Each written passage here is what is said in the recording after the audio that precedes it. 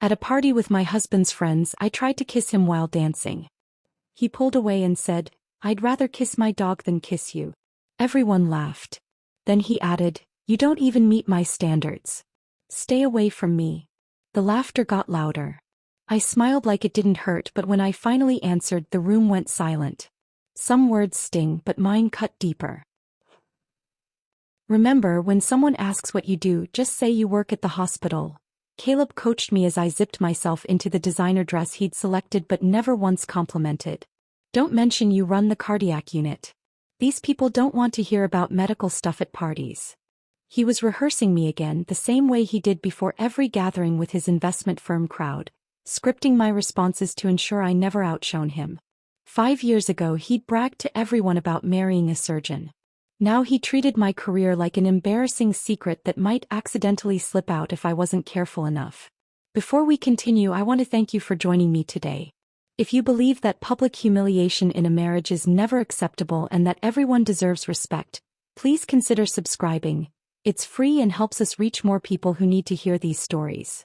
I stood in front of our bedroom mirror, adjusting the emerald green fabric that cost more than most people's monthly rent. The dress was beautiful, I suppose, but it felt like a costume for a play where I'd forgotten all my lines. Behind me, Caleb continued his preparation ritual, checking his collar for the 17th time. Yes, I counted. It was easier to focus on his obsessive adjustments than to think about how we'd gotten here. "The Jenkins will be there," he continued, scrolling through his phone. "Remember, he's in mergers and acquisitions, not private equity. Don't mix that up again. And his wife's name is Patricia, not Paula." I wanted to tell him that I'd been calling her Patricia for 3 years, that the Paula incident was his mistake at last year's Christmas party, but corrections weren't part of our script anymore.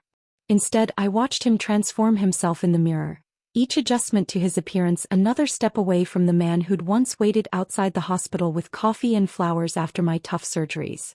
"I saved a 12-year-old boy today," I said quietly, testing the waters. "His mitral valve was—" "That's great, honey," Caleb interrupted, not looking up from his phone. "But nobody wants to hear about blood and procedures over cocktails. It makes people uncomfortable. Just stick to light topics. The weather, vacation plans, maybe that new restaurant downtown everyone's talking about." The weather. 5 years of medical school, 3 years of residency, 2 years running the cardiac unit at one of the country's best hospitals. And he wanted me to discuss cloud formations with investment bankers who probably couldn't locate their own pulse points. My phone buzzed with a message from my surgical team. The boy was stable, already asking when he could play baseball again. His mother had cried when I told her the surgery was successful. Those tears meant more to me than any party invitation ever could, but mentioning them would violate Caleb's carefully constructed rules of engagement. "Also," Caleb added, finally looking at me through the mirror rather than directly, "Marcus asked about our plans for the Hamilton fundraiser next month." I told him we'd take a table. "It's 50,000, but it's important for visibility." 50,000. For visibility. Meanwhile, the pediatric ward needed new monitoring equipment that the hospital board deemed too expensive at 30,000. I'd been planning to make a personal donation, but apparently our money was already allocated for Caleb's networking opportunities. "Ready?" he asked, though it wasn't really a question. He was already heading for the door, expecting me to follow like a well-trained accessory. The elevator ride down felt longer than usual. Caleb reviewed names and details about tonight's guests, treating me like an actress who needed coaching before her performance. "Tom Morrison closed that pharmaceutical deal last week. Congratulate him, but don't ask for details. And avoid Jennifer Whitfield if she's been drinking. She gets chatty about their marriage problems." I nodded at appropriate intervals while thinking about my patient's mother, how she'd grabbed my hands and blessed me in 3 different languages. That was real. That was substantial. This elevator ride to another party where I'd pretend to be less than I was? This was the performance. The valet took our car with practiced efficiency. Caleb's hand moved to my lower back as we entered Marcus's building, not out of affection but positioning. He did this at every public event, marking his territory while simultaneously keeping me at the precise distance that suggested togetherness without actual intimacy. "Remember," he whispered as we waited for the penthouse elevator, "smile more tonight. You looked miserable at the last party. These are important people, Claire." My career depends on these relationships. His career. Not ours. Never ours anymore.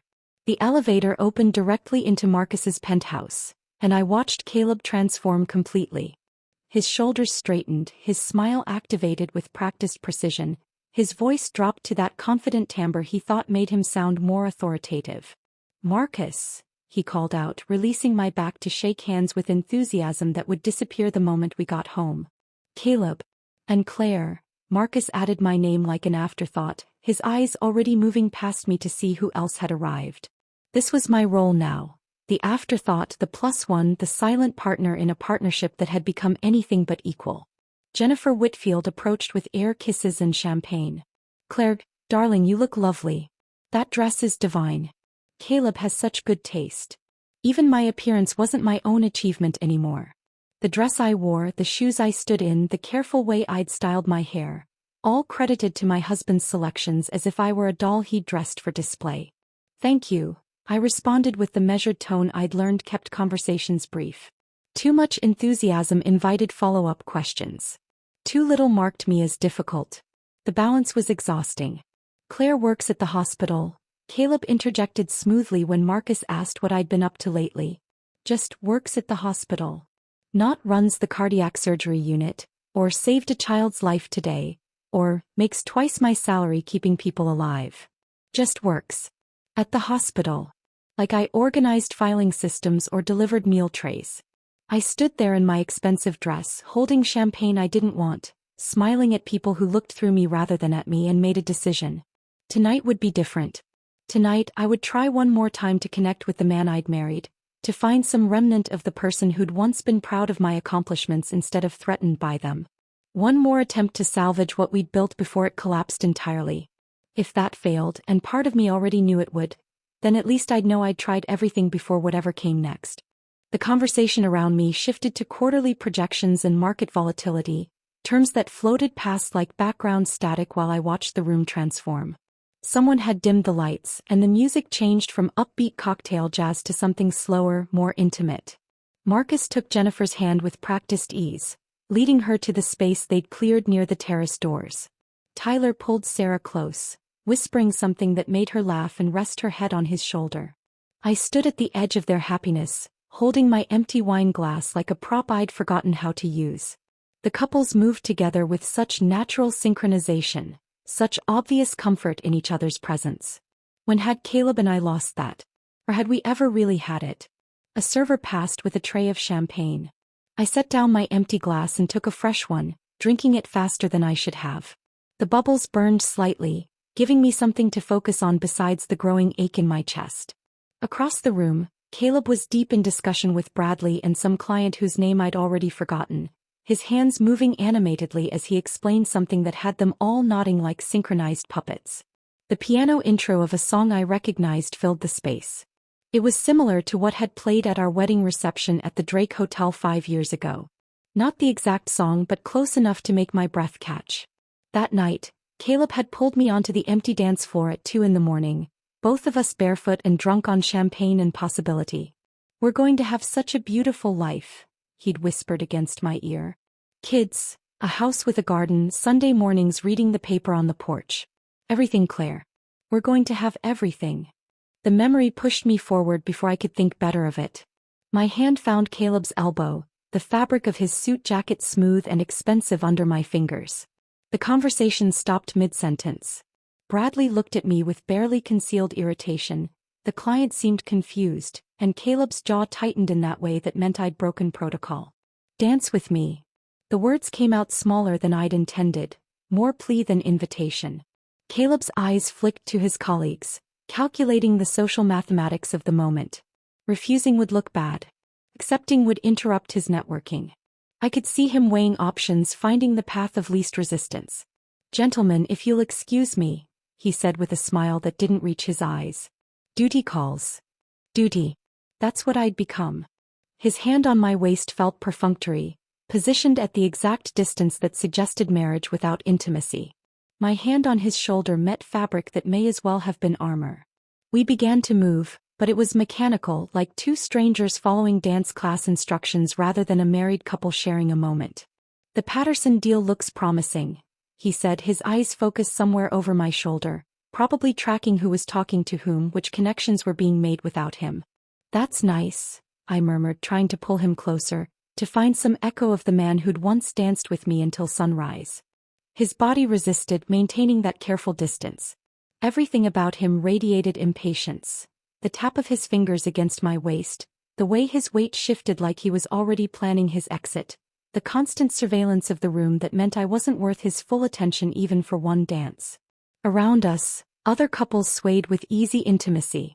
Jennifer had her arms wrapped around Marcus's neck, her shoes abandoned somewhere, laughing at something he'd whispered.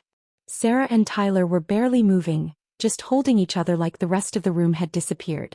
Even the older couples, the ones who'd been married for decades, moved with a comfortable familiarity that made my chest tight. The wine and the music and the memory of better times created a moment of dangerous hope. Maybe if I could just bridge this distance, just remind him of what we used to have.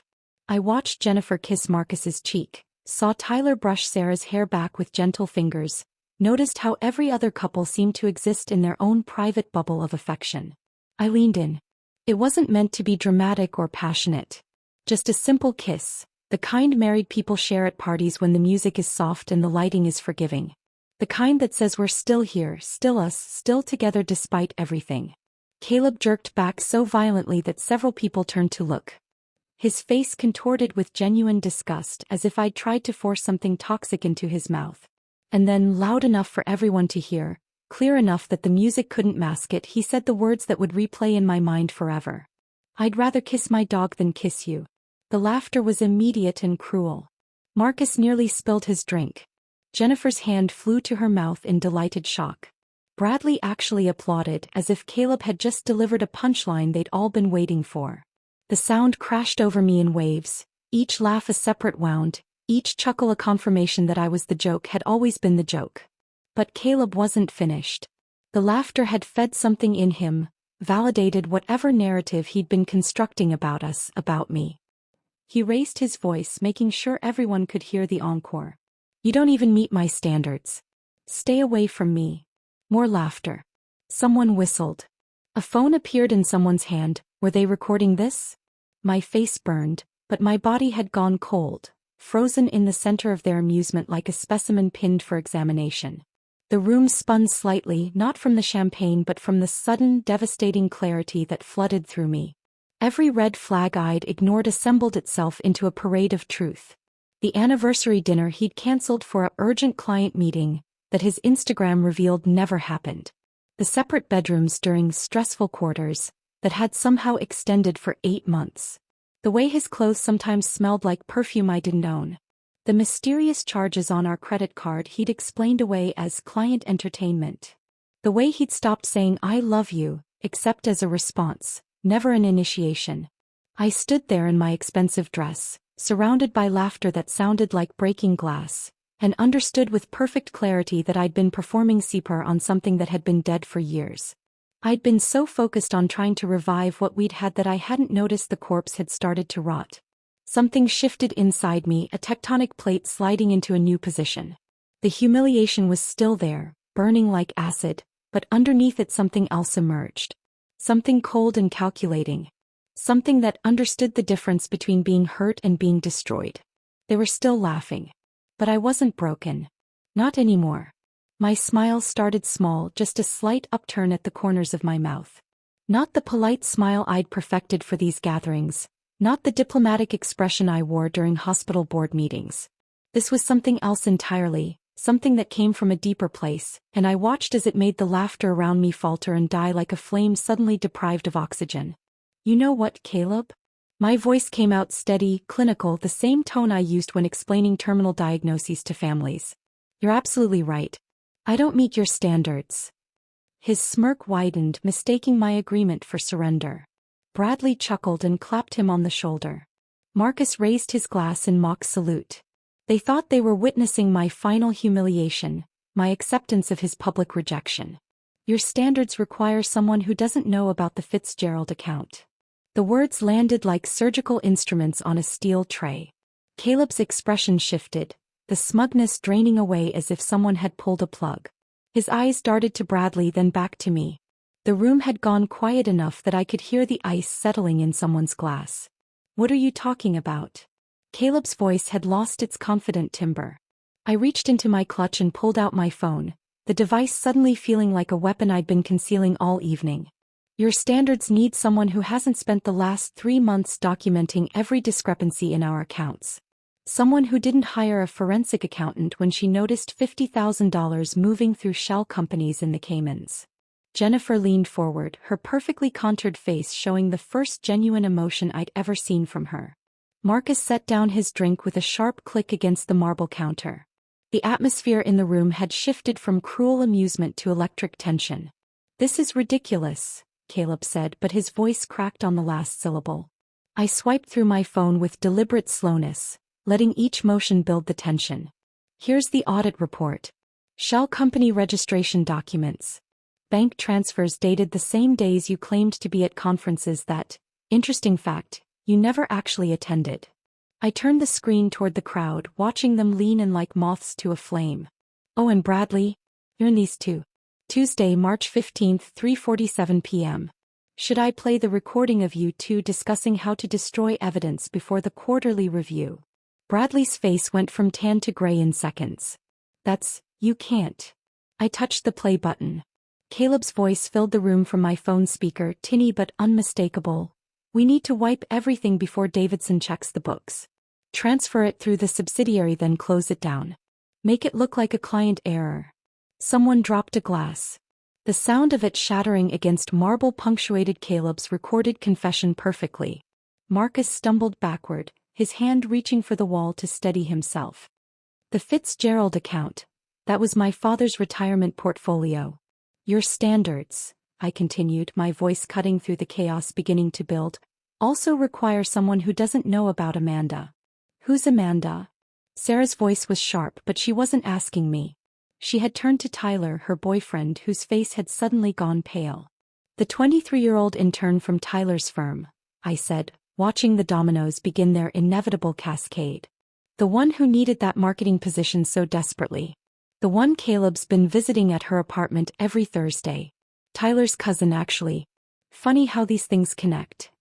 Sarah's hand connected with Tyler's face before he could respond. The slap echoed through the penthouse like a gunshot. Your cousin? The one you said needed help with her career. Your standards need someone who doesn't read text messages. I scrolled through my phone, finding the screenshots I'd saved. Like this one from 3 hours ago. Can't wait to be done with this boring party so I can see you tomorrow. Claire's so desperate it's embarrassing. Or this one from last Tuesday. My wife is pathetic. She actually thinks I'm working late. Jennifer had moved closer, reading over my shoulder. Oh my God, she whispered, then louder, turning to Marcus. The pills. The pills missing from our medicine cabinet. You said you didn't. What pills? Marcus asked, but his confusion seemed genuine. The little blue ones, Jennifer's voice was rising. You said you didn't need them, but they keep disappearing, and now, she whirled on Caleb. You were at our house last week for the game. You used our bathroom. Caleb lunged toward me then, his hand reaching for my phone, but I sidestepped with the same precision I used when navigating around operating tables. Years of surgical training had taught me economy of movement, and he stumbled past me, catching himself on a decorative table that wobbled under his weight. The Whitman portfolio, I announced to the room, which had become a tableau of frozen horror. Check your statements, everyone. Really check them. Those spectacular returns Caleb's been showing? Creative mathematics. The money's been siphoned into accounts in Panama. The FBI knows about all of it. You're lying, Caleb's voice had gone high, desperate. I pulled up another document on my phone. The federal prosecutor's office disagrees. This is the confirmation that arrest warrants will be served Monday morning at your firm. During the partner meeting specifically. Agent Patterson thought that timing would be particularly effective. The room erupted. Marcus was shouting about his father's money. Jennifer was screaming at Marcus about the pills and asking how he could not have known. Sarah was demanding Tyler explain his role in everything while he stammered denials. Bradley had his phone out, frantically typing, probably trying to move money or warn someone or book a flight to a non-extradition country. Through it all, Caleb stood frozen in the center of the chaos he'd created, his carefully constructed world collapsing around him like a house of cards in a hurricane. His mouth opened and closed, but no words came out. For once he had no script, no charming deflection, no audience ready to laugh at his cruelty. "Oh, and Caleb?" I said, my voice cutting through the noise. "Your mother knows everything. Eleanor called me last week after her accountant found discrepancies in the pension fund you manage for her. We had a very interesting conversation about where your father's retirement money actually went." His legs seemed to give out then. He sank onto one of Marcus's designer chairs, his head in his hands. The man who'd stood in the center of the room comparing me to a dog 5 minutes ago had been reduced to something small and pathetic, surrounded by the wreckage of his own making. The sound of my heels on marble was the only noise as I walked toward the door, each step measured and deliberate. The crowd parted, some staring at me with shock, others with something that might have been respect or fear. At the entrance to the penthouse, I turned back one final time. The scene was perfect in its destruction. Trust fund kings and queens reduced to screaming accusations at each other. The careful social architecture they'd built crumbling as each revelation exposed another lie, another betrayal, another crime. And in the center of it all, my husband, no, my soon-to-be ex-husband, sat with his face in his hands, finally understanding what it felt like to be stripped bare and humiliated in front of everyone who mattered to him. I pushed through the penthouse door and into the hallway, my heels creating a sharp rhythm against the marble floor. Behind me, the chaos continued, voices raised in accusation, furniture scraping as people moved, Jennifer's shrill demands for answers cutting through it all. But ahead of me lay only silence and the gleaming elevator doors at the end of the corridor.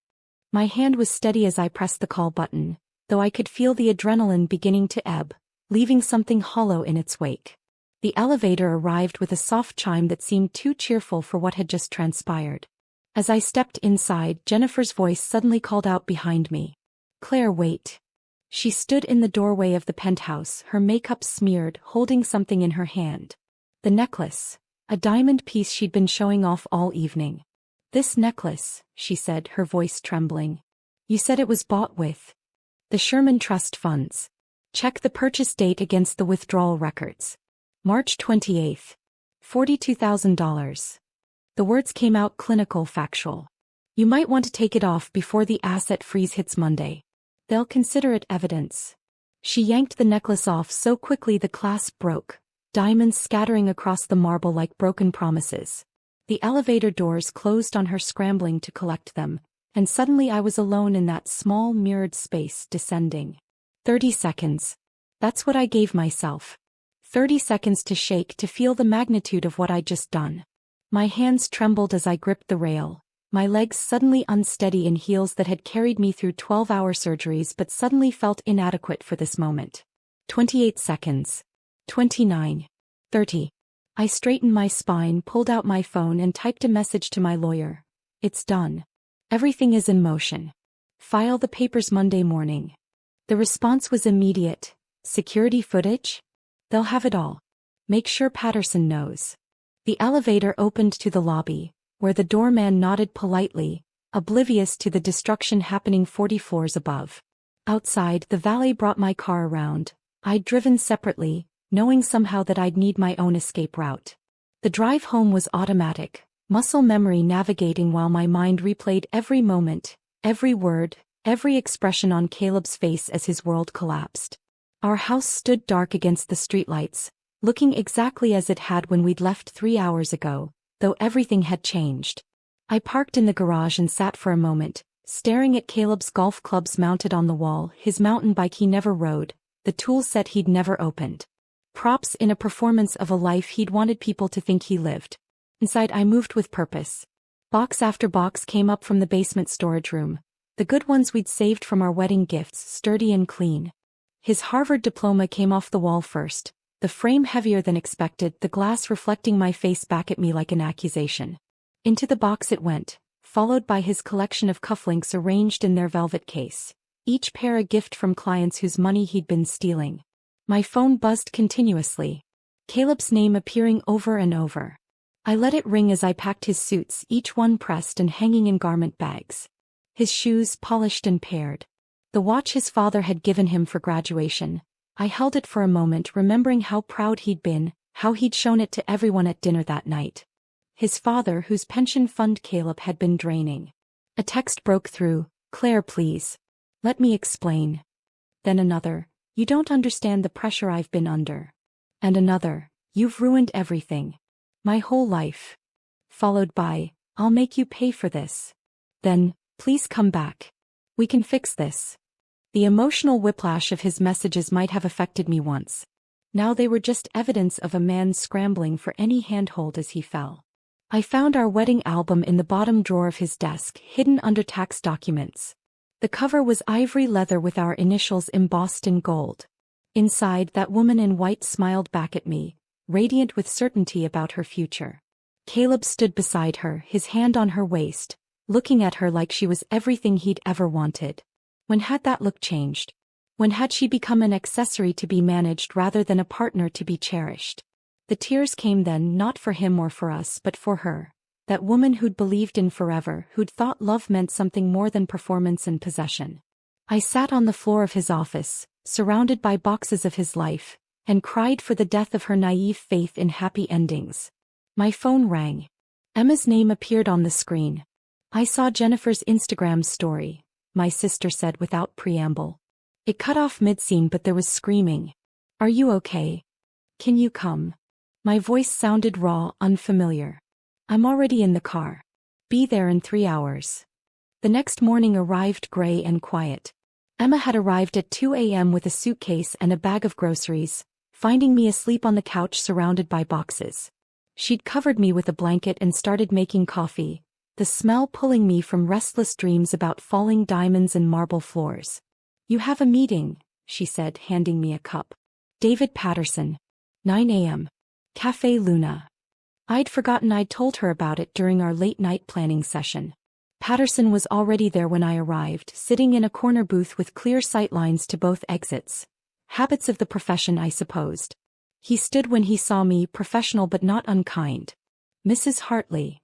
Soon to be Ms. Morrison again." He nodded, understanding. I slid the USB drive across the table, 3 years of evidence compressed into a device smaller than my thumb. "My mother noticed it first," I explained. "She's a retired accountant, does our taxes as a favor.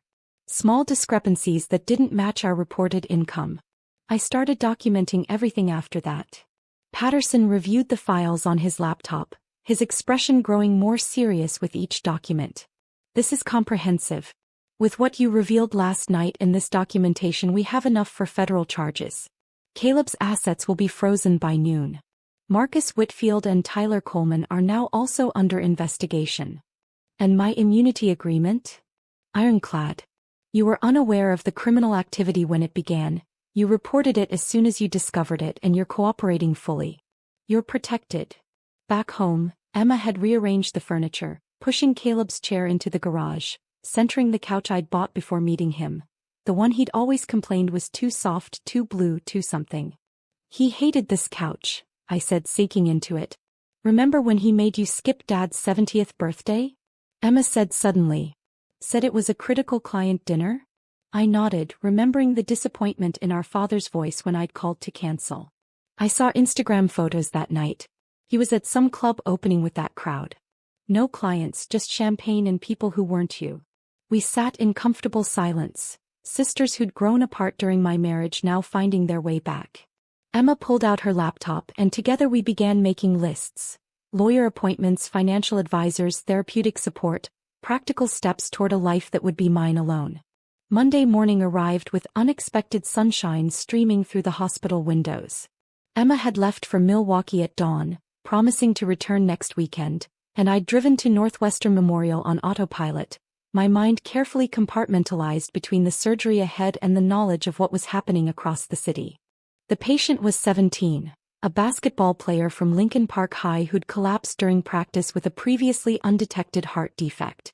His parents sat in the waiting room, holding hands with the same desperate hope I'd seen hundreds of times before. I focused on their faces as I explained the procedure, using their fear to anchor myself in this moment, this purpose, this life that existed separate from the destruction unfolding in downtown office buildings. In the operating room, My team assembled with practiced efficiency. Dr. Rodriguez, my senior resident, studied the monitors while making notes. Sarah, my favorite surgical nurse, laid out instruments with methodical precision. They moved around me like a well-rehearsed orchestra, unaware their conductor was internally tracking time, knowing that at exactly 10 a.m., FBI agents would be walking into Davidson, Klein and Associates. "Scalpel," I said, my voice steady through the surgical mask. The weight of the instrument in my hand felt like truth, like something real and purposeful. Here, in this sterile room with its controlled environment and clear objectives, I could save a life while another life, the one I'd built with Caleb, officially ended. The surgery stretched into its third hour when Dr. Rodriguez commented on my unusual calm. "You're different today, Dr. Morrison. More focused somehow." If only he knew that every precise cut, every careful suture was a meditation against imagining Caleb's face when agents entered that conference room. The partner meeting always started at 10 sharp. Davidson would be mid-presentation about quarterly projections when the doors would open. The arrests would be public, visible, impossible to spin or explain away. 4 hours in, we encountered unexpected scar tissue from an old injury the boy hadn't mentioned. I worked through it methodically, rerouting vessels with the same patience I'd used to document 3 years of financial crimes. Every challenge in this surgery could be solved with skill and persistence. Unlike marriages built on lies, hearts could actually be repaired. 7 hours and 14 minutes after the first incision, I closed the final suture. The boy's heart beat strong and steady on the monitors, a rhythm that would carry him through decades of games and graduations and all the life Caleb had tried to steal from retirees whose pensions he'd plundered. "Beautiful work," Dr. Rodriguez said as we scrubbed out. "That kid's going to play college ball because of you." I peeled off my surgical cap, my hair damp with perspiration, and checked my phone. 17 missed calls. 3 from numbers I didn't recognize, likely reporters. The rest from various partners at Caleb's firm. The news had broken. In my office, I'd barely sat down when Jennifer Morrison appeared in my doorway. Gone was the perfectly coiffed woman from Friday night's party. Her designer clothes had been replaced with a simple sundress from Target, her face bare of makeup except for streaks of mascara that suggested she'd been crying in her car. "Can I come in?" Her voice was small, uncertain. I gestured to the chair across from my desk. She sat carefully as if she might break something, including herself. "Marcus was arrested an hour ago," she said, the words tumbling out. "They came to the house. The FBI. They had a warrant. They took everything, computers, files, even our phones. I had to borrow my neighbor's cell just to make calls." I waited, not offering comfort or condemnation, just space for her to continue. "Our accounts are frozen. All of them.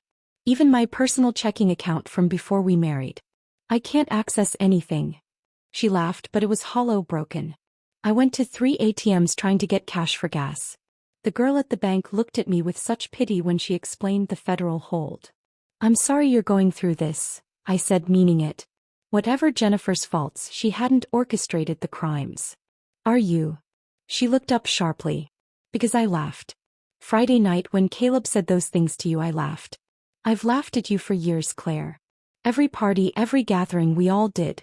We called you the Ice Queen, the robot surgeon who didn't know how to have fun. The confession hung between us like a scalpel waiting to cut. And the whole time," she continued, tears falling freely now, "Marcus was stealing from his own father. From clients who trusted him. He had affairs. Multiple affairs. There's apparently a whole separate credit card I never knew about. The FBI agent asked me about trips to Vegas I didn't even know happened." She pulled a tissue from her purse. A regular purse, not the designer bag she usually carried. "I was so busy feeling superior to you, laughing at your marriage, that I never looked at my own. We were living the same lie, except you were smart enough to see it." My desk phone rang. I let it go to voicemail, but the display showed a name that made Jennifer flinch. Davidson, Klein and Associates. "They're all calling me," I said. "Former colleagues of Caleb's. Some fishing for information, trying to figure out their exposure. Others wanting to distance themselves, make sure I know they had no idea what was happening." "Did they know?" Jennifer asked. My phone buzzed with a text from a number I recognized. Caleb's former assistant, Meredith. "Dr. Morrison, I wanted you to know that we all knew about Amanda. About the others too. I'm sorry we never said anything." He used to brag about it at happy hours, said you were too focused on work to notice. Said he was planning to leave once the Singapore deal closed. I kept documentation if you need it for divorce proceedings. I showed Jennifer the message. She read it twice, her face crumpling. They all knew, she whispered. At every party, every dinner, they all knew our husbands were destroying us for sport. My phone rang again. This time I recognized the number. Eleanor Hartley, Caleb's mother. I'd been dreading this call. I should take this, I told Jennifer. She stood to leave, then paused at the door. Claire? That strength they mocked you for? Don't lose it. It's the only reason you're still standing while the rest of us are falling apart. Eleanor's voice was crisp when I answered, decades of Southern breeding barely concealing her emotion. Claire, I owe you an apology. Not hello, not how are you. Straight to the point like always. I've been a terrible mother-in-law. I disapproved of your career, thought you should focus on giving me grandchildren, criticized you for not supporting Caleb's ambitions properly. I said nothing, letting her continue. I hired an investigator 6 months ago, she said. The pension account irregularities were too obvious to ignore. I know everything, the affairs, the stealing, the lies. I've already spoken to the federal prosecutor. I'll testify against my own son if necessary. Eleanor. He was trying to transfer the house into my name. Did you know that? To hide assets from potential lawsuits. The paperwork was drawn up but never filed. He must have gotten distracted by his scheming. She paused. I raised him better than this. His father would be devastated. 3 months had passed since the arrests, and autumn had turned Chicago's skyline into a study of gray and gold. I sat in my home office, the one Caleb had never entered because it was too cluttered with medical journals, composing an email to Malcolm Chin, a financial blogger whose readership included every major firm in the city. The subject line read simply, "Documentation you should see." The attachments included court filings, arrest records, and a detailed timeline of the fraud that I'd compiled with my lawyer's blessing. Every document was public record but scattered across different databases. I was simply consolidating them into one devastating package that would appear first whenever anyone searched Caleb's name for the next decade. My phone buzzed with a text from Amanda. We'd been in contact since I'd connected her with Patricia Okonkwo, an attorney who specialized in cases against predatory executives. Lawsuit filed this morning. Emotional distress and pregnancy discrimination. Patricia says the timing with your document release is perfect. Thank you, Claire. I'd never expected to become allies with my husband's mistress, but Amanda had been a victim too, 23 years old, told she was special, promised a future that was never going to materialize. She was 7 months pregnant now, living with her parents in Iowa, rebuilding a life that Caleb had derailed with his lies. That evening I attended the Chicago Children's Hospital Charity Gala, the same event where I'd met Caleb 6 years ago. Back then I'd been the promising young surgeon he'd pursued. Now I walked in alone, my presence creating ripples of whispered conversations throughout the ballroom. Claire, darling, Margaret Whitestone approached, her smile tight with curiosity. How brave of you to come. Brave. As if attending a charity event required courage. As if I were the one who should be hiding. The children's ward needs support regardless of personal circumstances, I replied, accepting a champagne flute from a passing server. Throughout the evening I watched the social choreography unfold. Caleb's former colleagues clustered in corners, their bodies angled away from anyone tainted by association with the scandal. Marcus's former clients moved through the room like refugees, trying to establish new alliances while their frozen assets left them scrambling. Near the silent auction tables, I overheard Bradley's wife, Jessica, speaking to a small group of women. We had no idea, of course. Bradley barely knew Caleb outside of work functions. I activated the recording app on my phone, keeping it casually at my side. Please, another woman laughed. Bradley was at every boys' night. Remember that Vegas trip last year? My husband said they were practically celebrating something. Now we know what. The Singapore deal, Jessica admitted, her voice dropping. Bradley mentioned it once. Said Caleb had found a creative solution to the funding problem. We should have known creative meant illegal.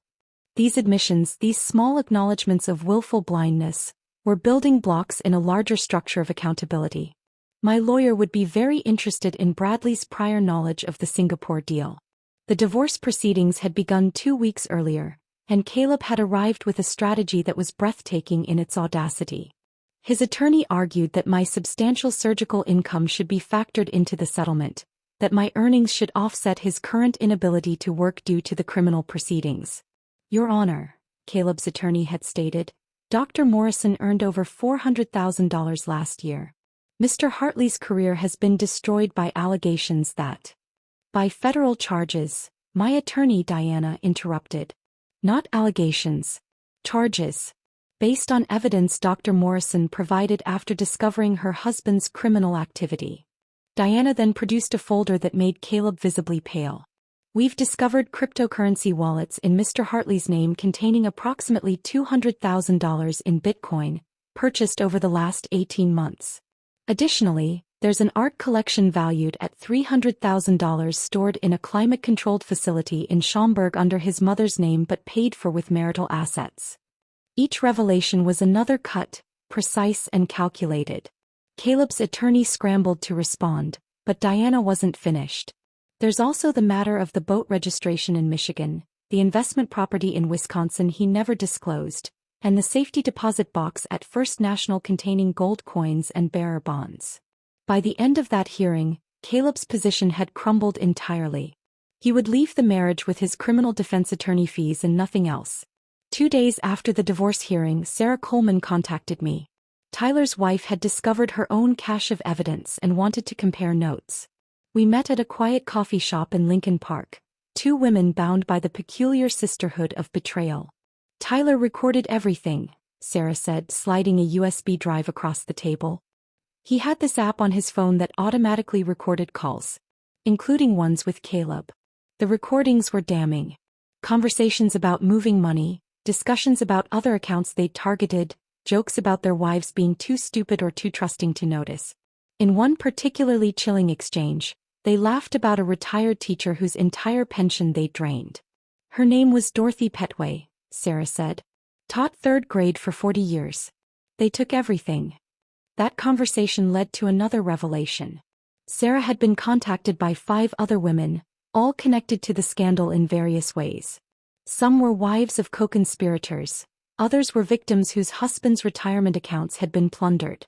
We organized a meeting at my house the following week. 7 women gathered in my living room on a Thursday evening. We ranged in age from 23 to 68, united by our connection to this web of financial crime and emotional violence. There was Margaret Chin, whose husband's entire 401k had vanished.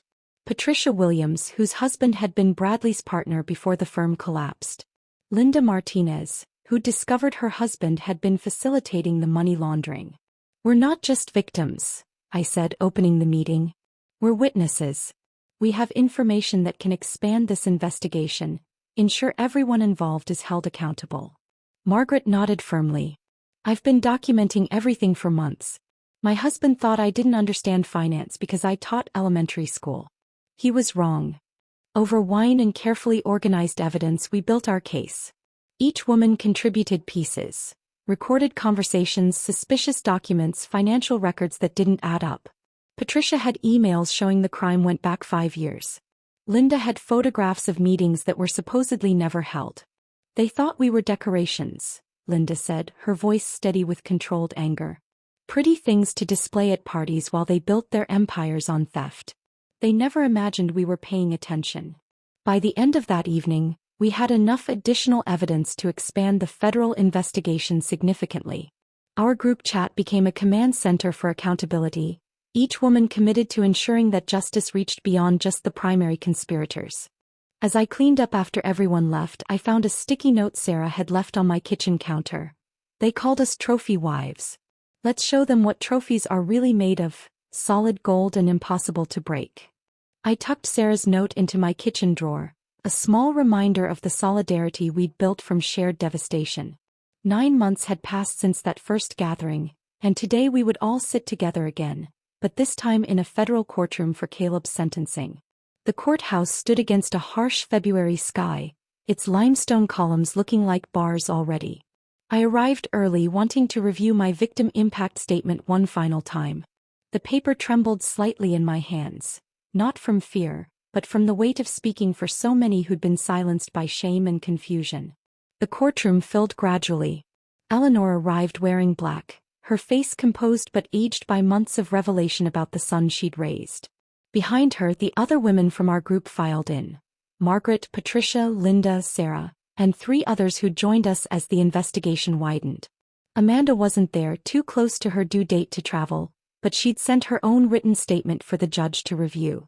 When they brought Caleb in, the orange jumpsuit had replaced his tailored suits, and federal custody had worn away his carefully maintained exterior. He'd lost weight, his face gaunt, the confidence that once commanded rooms reduced to something hollow. His eyes searched the gallery until they found mine, holding my gaze for a moment before I looked away. "Mrs. Hartley," the prosecutor addressed me when my turn came. "You may deliver your statement." I stood, my heels clicking against the courtroom floor with the same rhythm they'd had leaving Marcus's penthouse that night. The podium felt solid under my hands as I began. "Your Honor, I'm not here to talk about the money Caleb stole, though the damage extends to dozens of families. I'm here to talk about the theft that doesn't show up in financial records, the systematic destruction of trust disguised as marriage." Caleb shifted in his seat, his shackles making a small metallic sound. "For 5 years I was married to a man who treated cruelty as entertainment, who would publicly humiliate me at social gatherings, then gaslight me into believing I was too sensitive when I objected. I found receipts hidden in his home office, jewelry, designer handbags, spa treatments, gifts purchased but never given, kept as trophies of deception while he told me we needed to budget more carefully." Eleanor made a small sound, pressing a tissue to her eyes. "Those same receipts were filed with documentation for Amanda Harrison's apartment, as if betrayal was just another business expense to be categorized and filed. He kept spreadsheets, Your Honor.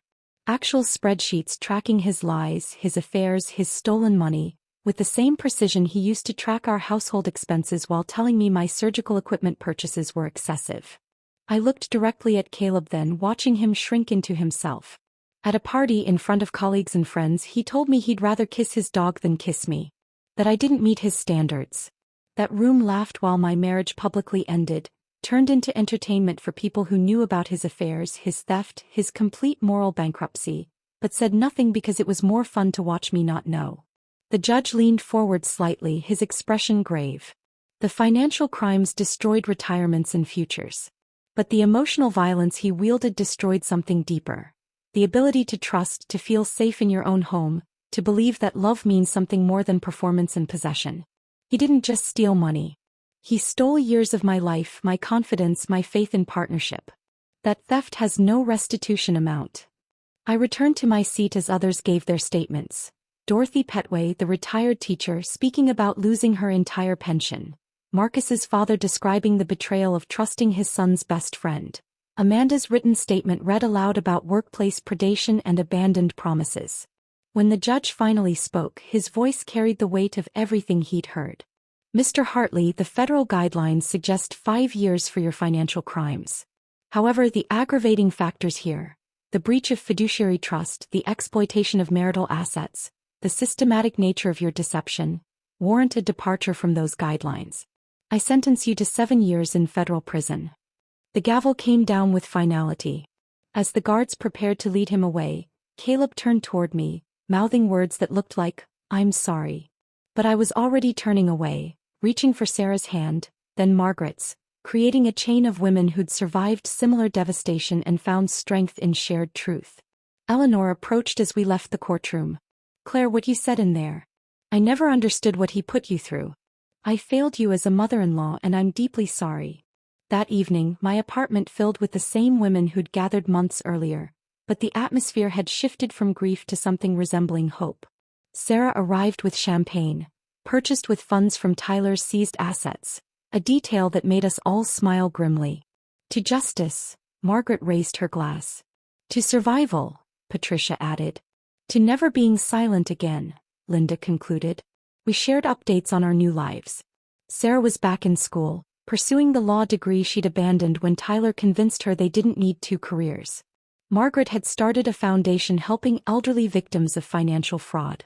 Patricia was dating again, slowly, carefully, but with hope. I got a letter from Amanda, I announced, pulling it from my purse. They gathered around as I read aloud. She was 8 months pregnant now, planning to raise the child alone with her parents' support. She was also writing a book about predatory workplace relationships, asking if I'd write the foreword. I want to call it Standards, her letter explained. Because men like Caleb always talk about standards while having none themselves. The bitter irony wasn't lost on any of us. As the evening wound down and the women began leaving, each departure was accompanied by long embraces and promises to maintain our monthly dinners. We'd become an unlikely family, bonded by betrayal but defined by our resilience. Sarah was the last to leave, pausing at my door. You know what struck me most about your statement today? You didn't just expose what he did. You exposed who he really was.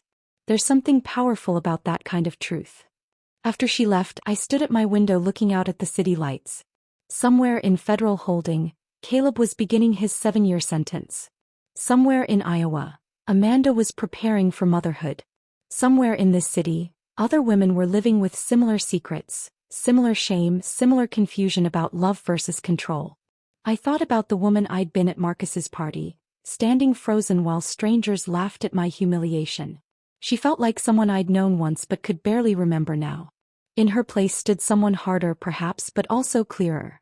Someone who understood that real strength wasn't about enduring cruelty but about exposing it, completely and without apology. The morning light streamed through the floor-to-ceiling windows of Marcus's former penthouse, casting long shadows across marble floors that had witnessed my public humiliation exactly 1 year ago. The realtor, an energetic woman named Beth who didn't know the history of this space, gestured enthusiastically at the view. The seller is highly motivated, she said, her voice echoing in the empty rooms. The bankruptcy trustees want this sold quickly. At half the original purchase price, it's an incredible opportunity. I walked to the spot where I'd stood frozen while Caleb compared me to a dog, running my hand along the cold glass. The terrace doors were open and I could see the space where couples had danced that night. The same marble, the same walls, but stripped of furniture and pretense. It looked smaller somehow. Less intimidating. The maintenance fees are reasonable for a property of this caliber, Beth continued, checking her tablet. And with your pre-approval amount you could easily. I'll pass, I said quietly, surprising myself with the certainty in my voice. Beth looked confused. But you haven't even seen the master suite or the... I don't need to own this space to know I've already conquered it. I turned from the window, taking one last look at the empty room. Some victories don't require possession. Sometimes walking away is the real triumph. As the elevator descended, I felt lighter with each floor we passed. I didn't need to transform that penthouse into something else. My transformation had already happened without needing to claim that particular piece of real estate. 2 weeks later, my article appeared in the New England Journal of Medicine. When Success Blinds, High-Achievement Professionals and Intimate Partner Deception, examined how career-focused individuals, particularly in medicine and law, often missed signs of emotional and financial abuse in their personal relationships. The response was immediate and overwhelming. My hospital email filled with messages from other doctors, lawyers, executives, mostly women but some men too, sharing their own stories of how professional success had made them targets for predatory partners who saw achievement as something to exploit rather than admire. Harvard Medical School reached out first, inviting me to speak at their conference on physician wellness. Then Stanford, Johns Hopkins, and dozens of other institutions. Each speaking engagement revealed the same pattern. Accomplished professionals so focused on their careers that they'd explained away red flags as stress, dismissed cruelty as tough love, rationalized exploitation as partnership. Your article saved my marriage, a young resident told me after a talk in Boston. Not because it helped me fix it, but because it helped me realize there was nothing left to fix. I'd been performing CPR on something that died years ago. That phrase, performing CPR on something already dead, had resonated with so many readers that it became the unofficial title of my talks. 3 months after the article's publication, I stood in my parents' backyard in Milwaukee, watching my father blow out 70 candles on a cake my mother had spent 2 days perfecting. The same family members who'd attended my wedding to Caleb were here, but the atmosphere was different now. Lighter. No one was pretending anymore. I never liked him, my Aunt Patricia announced after her 3rd glass of wine. His handshake was too firm. Like he was trying to prove something. You said he seemed charming, my mother reminded her. I said his teeth were very white. That's not the same thing.